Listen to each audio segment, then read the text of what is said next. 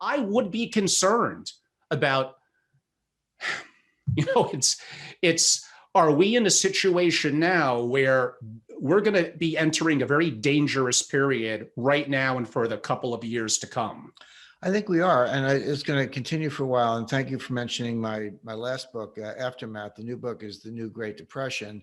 But in 2019, I had a book called Aftermath, and if the viewers, if the listeners have it, or you get a copy, you can buy. Amazon always says, these two for deals. You get two books for almost the price of one. But look at Aftermath, page 290. In that, this book came out in the middle of 2019, July 2019. I said, the chance of a pandemic in the next several years is close to 100%. And then I went on to say, following that, you should expect armed militias in the streets and riots in the streets. So there's nothing happened in 2020 that should have come as a surprise. If you read my 2019 book, I said the pandemic is coming and there will be armed riots in the streets. I said that before it happened. So with the new book, The New Great Depression, yeah, there's a deep dive on where the virus came from and the effects of the pandemic and the how bad the recession phase of the depression actually is. But it really looks forward to 2021 and 2022. So my last book told you what was going to happen in 2020. This book will tell you what's going to happen in 2021 and 2022 and beyond. And coming back to Walter Scheidel, you're right. I read his book as well. And it really focuses, it's the rise and fall of civilization, but it really talks about income inequality, which is a big, big issue right now, has been for a while. And no one likes it. Everyone complains about it. Everyone's got a policy prescription. But what he shows, and he goes back to the Bronze Age. He actually looks a little bit before that, but at least the Bronze Age. So you're talking 4,000 years or over 3,000 years of civilization. He says there are only four things that solve income inequality: mass mobilization warfare, pandemic, a natural disaster, or just a collapse of civilization, as happened with the Roman Empire, because sometimes civilizations collapse by themselves. So there's your menu, right? Pandemic, natural disaster, warfare, and collapse of civilization. He said, other than that, that problem can't be solved. But maybe we're on our way with this pandemic. And interestingly, in the Black Death of the mid 14th century, so the 1350s to the 1360s, it's estimated that between a half and 2/3 of the population of Europe was killed, 75 million people killed. But the following years, for a long time, it was very good for labor because it was a labor shortage. So it was the one time in the Middle Ages when people got a raise. There were plenty of knights and barons and kings around, but not as many farm workers. So commodity prices rose, wages rose, income inequality was solved, but it took 75 million deaths in the second worst pandemic in history to do it. So, but if you're worried about income inequality, and you should be, don't look for an easy solution. Don't think that checks are going to make a difference or some other policy coming out of Washington will make a difference. The pandemic may in very unexpected ways, but ways that will be difficult economically.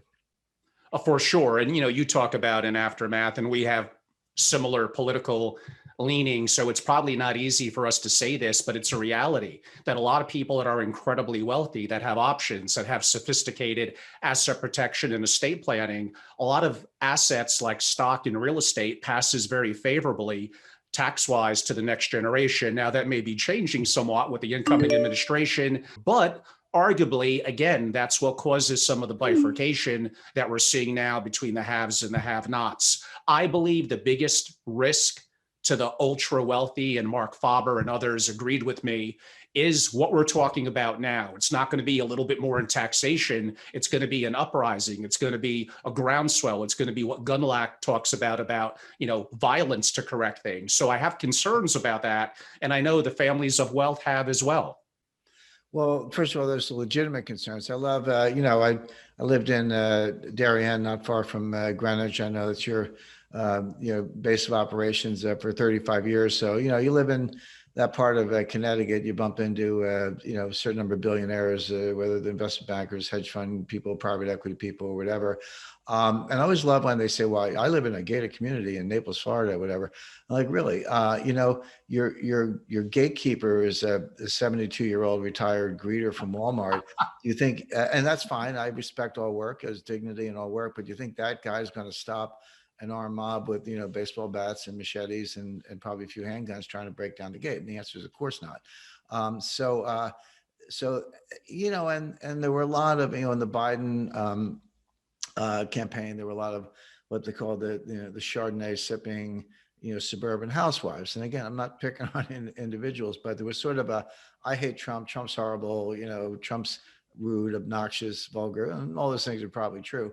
So I'm going to vote for Biden. Leave aside the fact that Biden is in serious cognitive decline. Kamala Harris will be acting president before the end of the year. Get ready for that. But my point is, what happens when Antifa and BLM, I call it Bolshevik Lives Matter. What happens when those groups decide that instead of burning down their own neighborhoods, they're going to march out to the suburbs and camp on your lawn or camp in your backyard, or maybe the local park where you walk your kids? All of a sudden, these suburban housewives are going to say, well, what happened here? I thought it was going to be all good. They'll find out the hard way that social unrest is, you let the genie out of the bottle. It's very hard to get it back in the bottle. It spreads. This is when you have any tolerance for it at all, as they did in Portland and Seattle, and certainly New York City and elsewhere. It gets worse, not better. I mean, the lessons of history are when there's either a bully or a dictator or a tyrant or a conqueror, somebody's coming in to your neighborhood, whether it be a country or a small town. There's this idea of appeasement. Well, just give them what they want and they'll go away. No, you give them what they want more, and they're never satisfied, and appeasement doesn't work.